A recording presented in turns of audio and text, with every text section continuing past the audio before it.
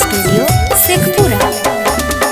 पढ़े खातिर जाएंगे, पढ़े खातिर पढ़े खातिर जाएंगे, पढ़े खातिर भौजी बहिनिया से नजरिया मैया लारी लारी जाए।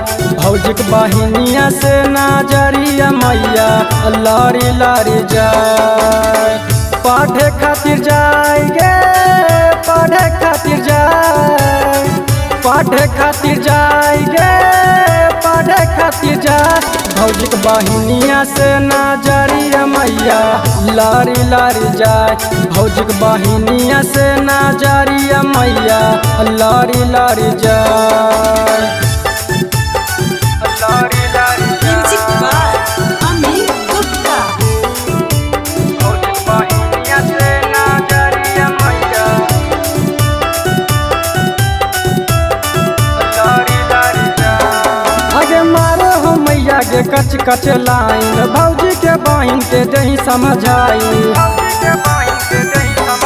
आगे मारो हो मैया के कच कच लाइन, भौजी के बहिन के दही समझाई। भोरे भोरे जाएंगे, भोरे भोरे जाए, भोरे भोरे जाएंगे, भोरे भोरे भौजी बहिनिया से नजरिया मैया लारी लारी जाए। भौजी बहिनिया से नजरिया मैया लारी लारी जाए। लारी लारी म्यूजिक बाय अमित गुप्ता। भौजी बहिनिया से नजरिया मैया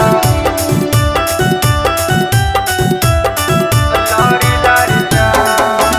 अरविंद के दिलवा छौरी पीछे भागो, गर्जे से दीपक रत भर जागो।